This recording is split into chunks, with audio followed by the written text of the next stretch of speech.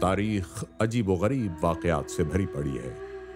کہیں ظلم و ستم کی انتہائیں، کہیں عام کمزور سے انسان نے ظلم کے خلاف اعلان بغاوت کر کے ثابت کر دیا کہ اگر آپ میں حوصلہ اور ہمت ہے تو آپ ناممکن کو ممکن بنا سکتے ہیں، اپنی آواز دنیا تک اور رہتی دنیا تک پہنچا سکتے ہیں۔ قرآن کریم نے ہماری ہدایت کے لیے انبیاء کے حالات زندگی ہم سے شیئر کیے، وہیں قرآن نے ظلم و ستم کرنے والے دنیا کے جابر ترین بدترین لوگوں کا تذکرہ بھی فرمایا اور ان کے عبرتناک انجام سے ہمیں آگاہ کیا۔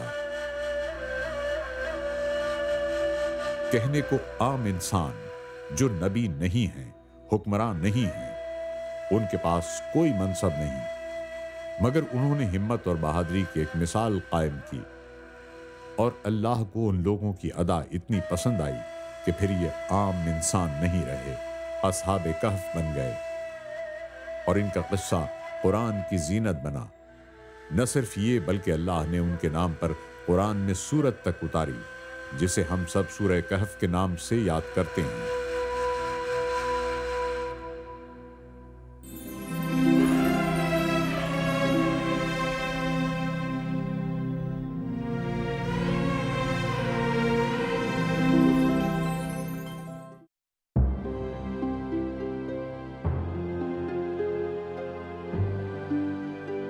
ہم جارڈن پہنچ چکے ہیں، دارالحکومت عمان کے بہت قریب ہیں۔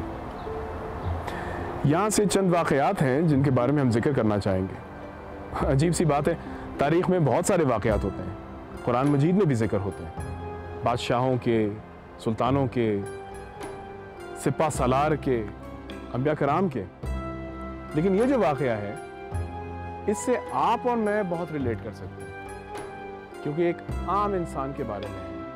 ایک نہیں، زیادہ تھے وہ لوگ جو کہ ایک بہت ہی مضبوط بادشاہ کے سامنے کھڑے ہو گئے اور منکر ہو گئے اس کے اشاروں کے کہ عیسیٰ علیہ السلام کے ذریعے جو خدا کا پیغام ملا تھا اس سے وہ منکر ہو جائیں۔ اپنی جان بچانے کے لیے وہ ایک غار میں جا کے چھپ گئے۔ اللہ تعالیٰ کو ان کی یہ بات، ان کا یہ ایمان، ان کی یہ بہادری اتنی پسند آئی کہ انہوں نے سینکڑوں سال تک انہیں محفوظ رکھا، بلکہ سینکڑوں کیا، ہزاروں سال تک محفوظ رکھا، کہ آج آپ اور میں ان کی بات کر رہے ہیں، بلکہ قرآن مجید بھی انہی کی بات کر رہے ہیں۔ اللہ تعالیٰ نے تو ایک پوری سورہ ان کے نام پہ بھیج دی، سورہ کہف۔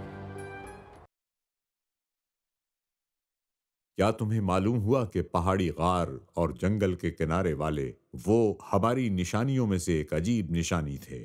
جب ان نوجوانوں نے ایک غار میں پناہ لی، پھر کہنے لگے، اے ہمارے رب، ہمیں اپنے پاس سے رحمت عطا فرما اور ہمارے لیے ہمارے معاملے میں ہدایت کے اسباب مہیا فرما۔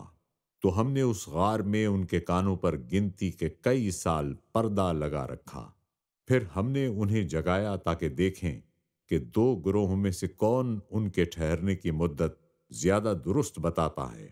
اصحاب کہف نے اپنا وطن چھوڑ دیا، اپنے گھر بار چھوڑ دیے، اور اپنے ایمان کی، اپنے عقیدے کی، اپنے دین کی اور آخرت کی حفاظت کے لیے ایک غار کی کوکھ میں جا بیٹھے، اور قیامت تک کے لیے ایک روشن نشان بنے، اور دنیا کے سامنے ان کی مثال قرآن نے بیان کی۔ آئیے ان لوگوں کو دیکھتے ہیں۔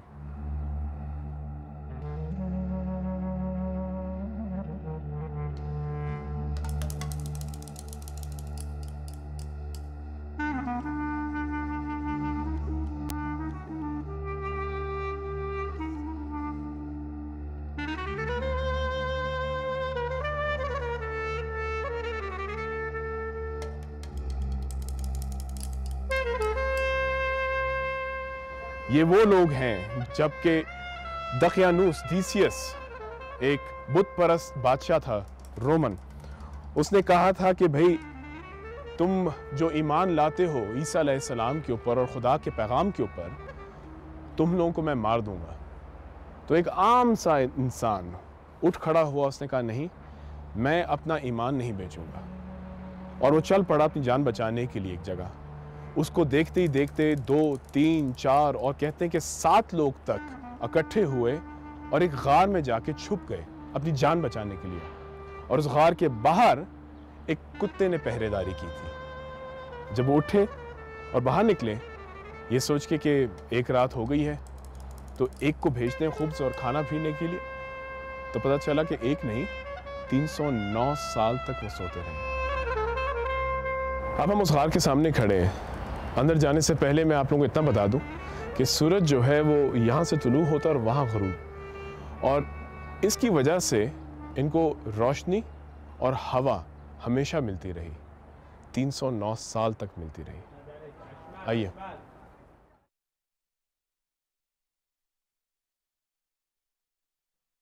اور اے حبیب, جب تم سورج دیکھو گے کہ جب نکلتا ہے تو ان کے غار کے دائیں جانب مائل ہو کر نکل جاتا ہے, اور جب غروب ہوتا ہے تو ان کے بائیں سے کترا کر نکل جاتا ہے, حالانکہ وہ اس غار کے کھلے حصے میں ہیں.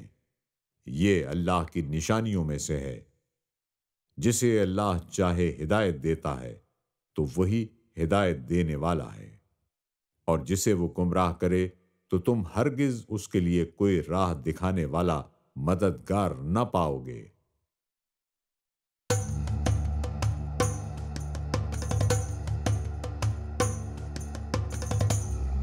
شہر افسوس یعنی ایفیسس, جس میں اصحاب کہف کا واقعہ پیش آیا, تقریباً 11ویں صدی قبل مسیح میں تعمیر ہوا تھا اور بعد میں بت پرستی کا بہت بڑا مرکز بن گیا.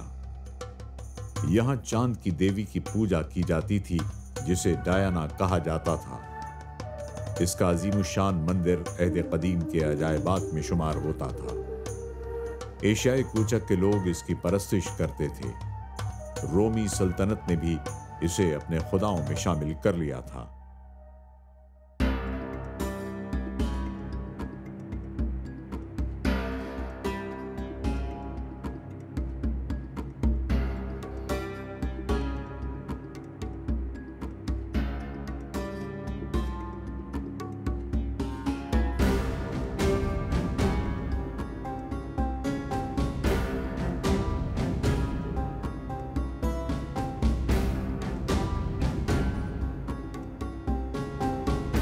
ان میں سے ایک نوجوان لڑکا جب سو کے اٹھا تو باقیوں کو اندر چھوڑ کے باہر گیا, اس خوف سے کہ کہیں پھر پکڑے نہ جائیں اور سب کو مار نہ دیا جائے.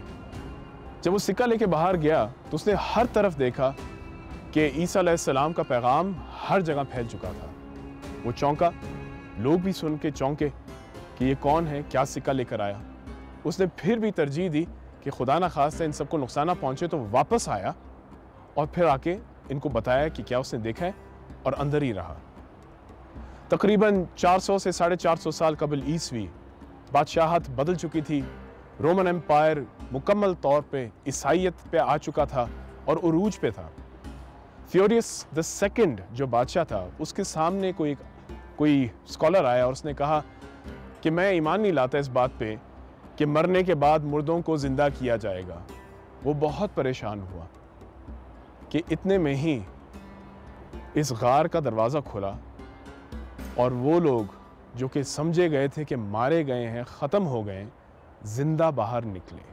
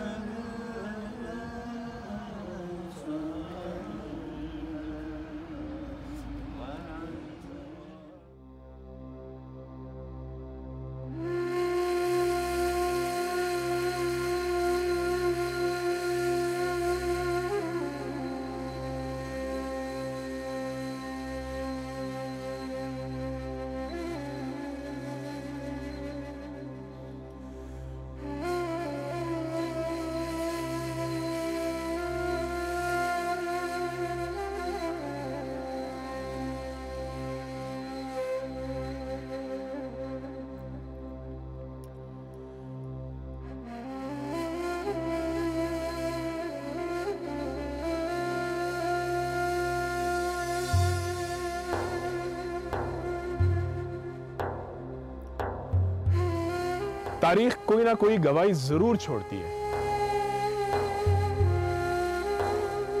یہ دوسرا ثبوت ہے جہاں میں کھڑا ہوں اس وقت، جو قرآن مجید میں ذکر ہے جس کا، کہ اسی مقام پہ ایک عبادت گاہ ہے، اور یہ وہی ہے جو بنی تھی۔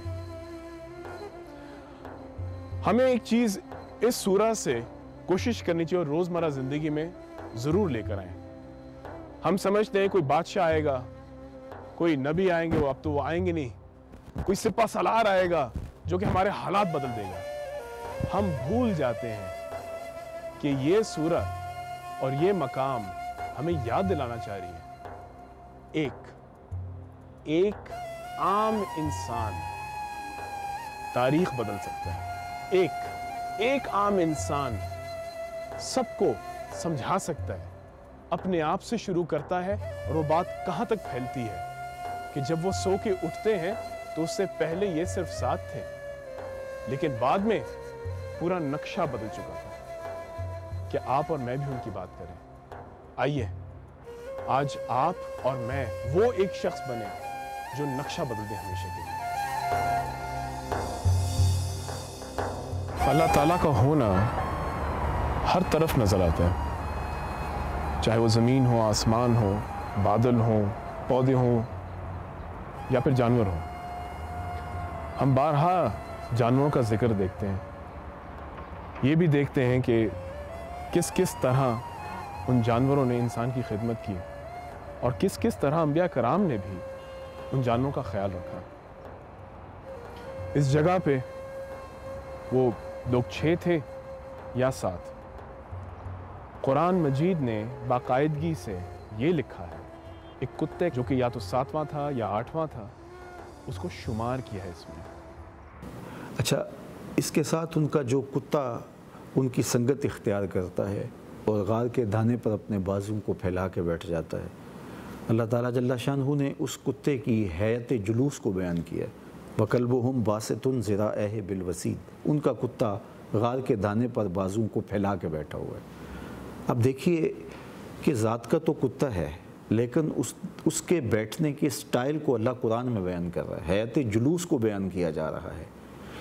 اس میں ہمارے لیے سیکھنے کی بات یہ ہے کہ ذات کا کتا بھی ہو، پاک لوگوں کے سنگ جڑ جائے تو وہ قابل ذکر ہو جاتا ہے، اس کی ادائیں قابل ذکر ہو جاتی ہیں۔ تو ایک انسان جب صالح لوگوں کی سنگت اختیار کر لے اور ان کی صحبت کا نور پائے تو اس کو کتنے درجات سے اور کتنے مراتب و مناقب سے اور اس کو کتنے مراتب رفیع سے مالا مال کیا جاتا ہے۔ یہ ہمارے لیے اس میں بہت کچھ سیکھنے کے لیے ہے۔ جو بھی تھے، جتنے بھی تھے، 309 سال کے لیے ان پہ نیند طاری ہوئی۔ اس کتے کو بھی تھکاوٹ تو ہوئی ہوگی، اس پہ بھی اللہ تعالیٰ نے نیند طاری کی، لیکن ایک صفت بیان کی جو کہ انسان ہمیشہ جانتا تھا، لیکن قرآن نے اس پہ مہر لگا دی، وفاداری۔ اور یہ وہ صفت ہے جسے ہمیں قدر کرنی چاہیے۔ اور وفاداری کا کیا جواب ہونا چاہیے؟ تشکر کرنا چاہیے، محبت کرنی چاہیے، ہمت لینی چاہیے اس سے، اور مزید وفادار دوسروں کے ساتھ اور اس کے ساتھ ہونا چاہیے۔ یہ صفت آپ میں اور مجھ میں ہونی چاہیے، تاکہ پھر ہمیں بھی وہی انعام ملے جو کہا ہے اس قطمیر کو ملے گی کہ قیامت والے دن انسان کے روپ میں وہ جنت جائے گا۔ تصوف میں یا عمومی طور پہ جو کتے کی مثال دی جاتی ہے یا کسی کی چوکھٹ کا اپنے آپ کو لوگ سگ کہہ لیتے ہیں، تو اس سے مراد اس کا وصف ہے وفاداری کا، تو وہی مقصود اور وہی مراد ہوتی ہے۔ جس طرح کسی کو شیر کہا جائے تو شیر تو ایک جانور ہے، لیکن شیر کہہ کے مراد اس کی بہادری لی جاتی ہے، عقاب کہہ کے اس کی بلند فکری مراد لی جاتی ہے، اسی طرح کتا کہہ کے اس کی وفاداری مراد لی جاتی ہے، چونکہ یہ وصف اس کے اندر بدرجہ کمال موجود ہے کہ وہ اپنے مالک کی دہلیز نہیں چھوڑتا، اپنے مالک کی چوکھٹ نہیں چھوڑتا، بھوک پیاس کاٹ لیتا ہے لیکن بے وفائی نہیں کرتا۔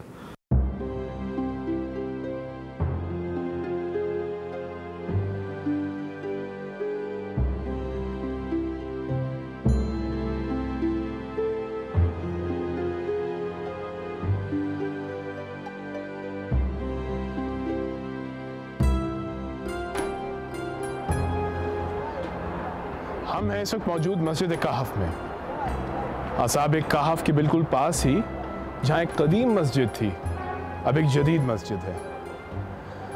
یہاں سے بہت ساری چیزیں سیکھنے کو مل رہی ہیں، بے شک یہ خود تاریخی نہ ہو، لیکن جو دین ہے اور جو عمل ہے وہ تو تاریخی ہے۔ اسلام میں خاص طور پہ کہا گیا ہے کہ جو تم سے کمزور ہو ان کا خیال رکھو، اور واقعی معاشرہ جو ہے اسی سے جانا جاتا ہے کہ جو ان سے کمزور ہو ان کا کس طرح خیال رکھتے ہیں۔ اب وہ کمزوری کسی بھی طرح ہو سکتی ہے، علم میں ہو سکتی ہے، جسمانی طاقت میں ہو سکتی ہے، اور یہ جگہ آپ کو بار یہ اس کو یاد دلا رہی ہے کہ جو ڈس ایبلڈ ہیں، جو نہیں چل سکتے، وہ کہیں بھی جا سکتے ہیں۔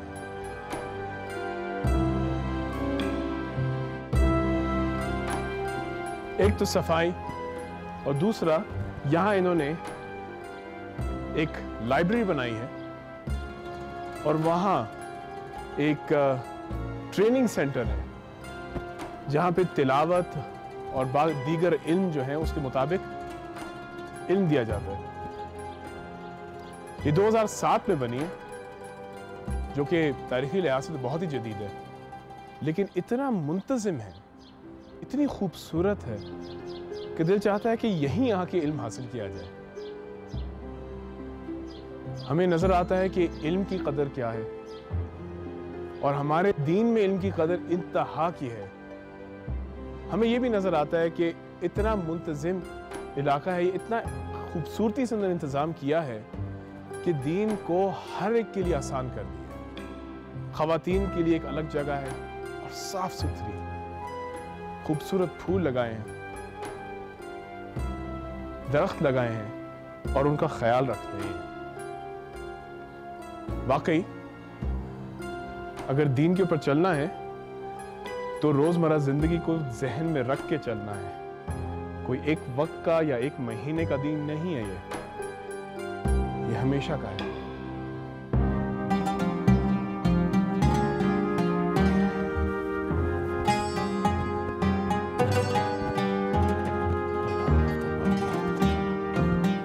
یہ مسجد بھی یہاں کے بادشاہ نے بنائی تھی۔ مسجدیں، عمارتیں یہ بادشاہ، سلطان، شیخ، حکمران بنا لیتے ہیں، وہ بھی عبادت گاہ کسی بادشاہ نے ہی بنائی تھی۔ عمارتیں بچیں نہ بچیں، نظام بچنا چاہیے، اور نظام جو ہے اصحاب کہف نے ہمیں سکھایا، عام انسان چلاتا ہے۔